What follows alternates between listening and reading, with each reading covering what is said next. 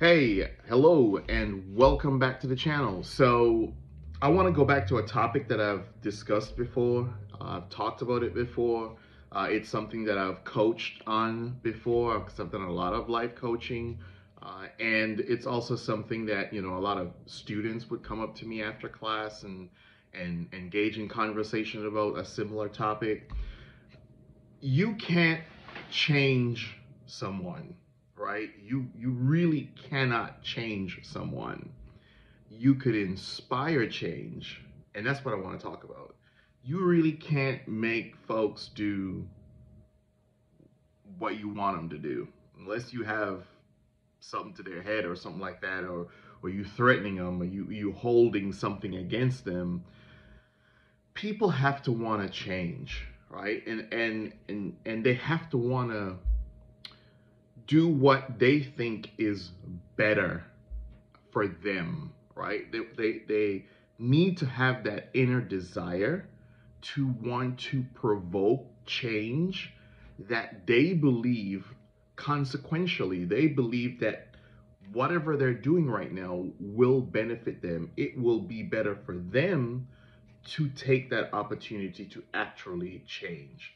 And so a lot of times you see people would get into relationships and they would want to, change someone and joke about it, right? You've probably heard people joke about it. Oh, I'm going to get him to behave the way I want him to behave. They just need to be trained right. Or he's going to get her to behave. Or whoever you're dating, you're going to try to get them to change and to act a certain way and do something a certain way. Look, ultimately, if someone does something, it's because they want to do it, right? If someone does something, it's because they want to do it.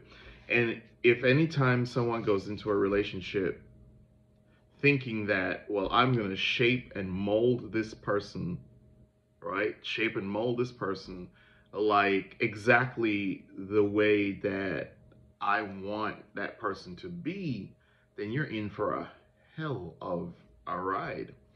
Now, as I said, when you get with someone, when you start dating someone, when you fall in love with someone, when you are deciding that you're in a committed relationship with somebody, there are a lot of things that come to the table with that. First of all, you really don't know someone for a while, even though you've been with them. And people will surprise you 6 months in, 6 years in. They're surprising you with things about them that perhaps they won't forthcoming with, or the fact that they have changed, perhaps not in a way that is of your liking, but the person has changed because I don't think, for the most part, I don't believe that we stay constant in who we are. Uh, and I'll explain. I don't think we stay constant in who we are. I think we change. I think we grow. We realize that there are things that we want to adapt, things we want to be better for ourselves. Now, that being said, there are some people who they do change, they just change for the worse.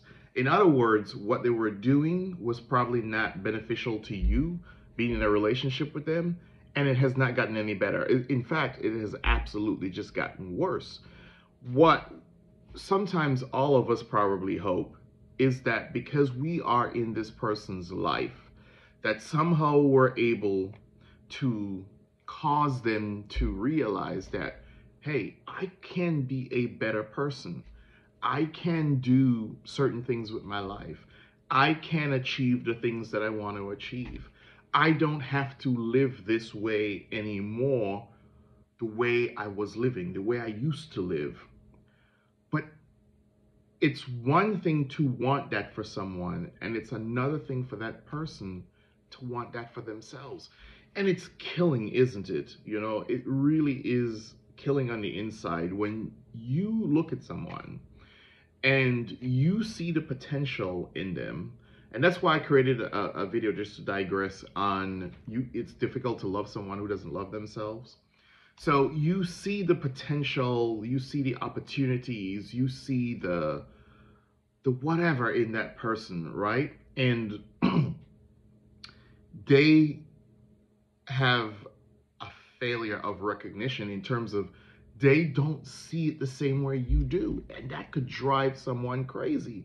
And so even though you might have the best of intentions for someone, even though you want to see them do all these different things, they don't want to do it. They don't want to change. They don't see why they should change. It's just a life that they want to live. And what I've also realized is a lot of times now, sometimes people surprise you, but a lot of times people show signs of things that we might not be comfortable with. People show signs of things, behaviors, and stuff like that. Because every now and then stuff slips, right? Even if you're in your best behavior, which is what a lot of people are in their best behavior as they're getting into a relationship, every now and then they'll slip. Something they'll say, something they'll do.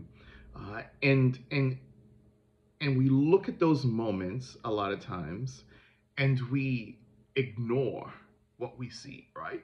And that's why Maya Angelou would always say, when people show you who they are, believe them. But because sometimes we have feelings for the person, or because we love that person, what we do is we have a tendency to downplay, it's not that important, or to just look away, very terrible, right? Hoping that what we're seeing in front of our eyes right now would somehow just magically disappear. And especially if you're seeing those little habits over and over and over and over and over again, right? So you could bring a sense of knowledge to a person.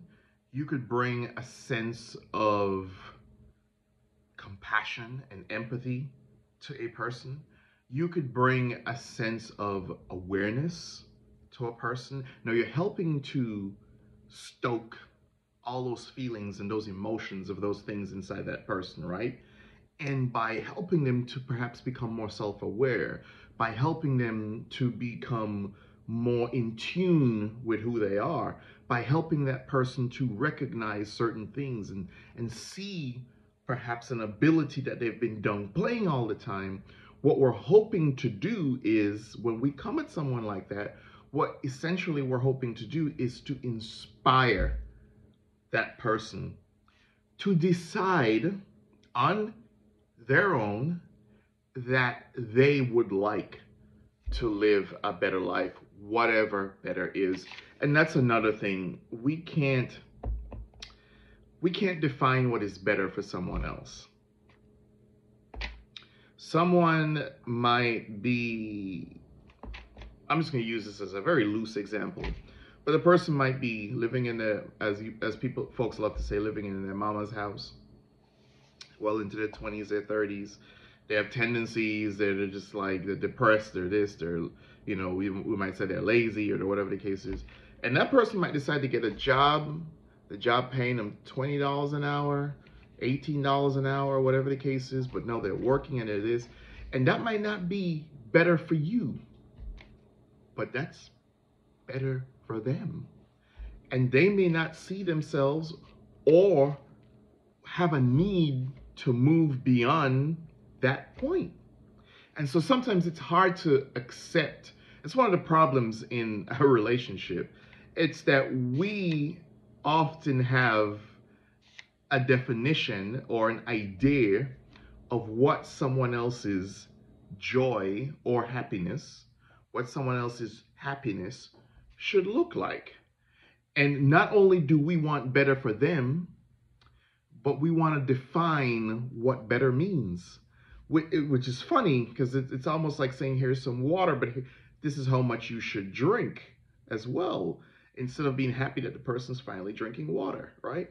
So that causes a problem in relationships. And because we're not just saying, well, it's good you're doing better, but this is what better means for me, then a lot of times that push to change someone backfires, right? It backfires because the person feels like they're being pushed too much. They feel like you are trying to control them.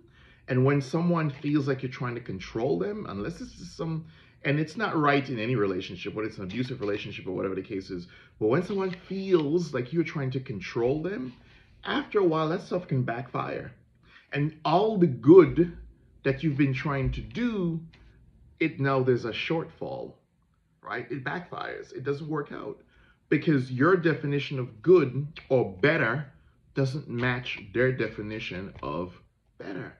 And so even if you want better for them, sometimes you got to realize that what they could consider better is not what you consider better. And so ultimately the decision comes down to, are you willing, are you willing to allow someone to change in a way that allows them to love themselves? And if the change that the person is changing occurs in a way that they love themselves, but you still can't be satisfied with where they are, then maybe you're not supposed to be in that relationship with that person.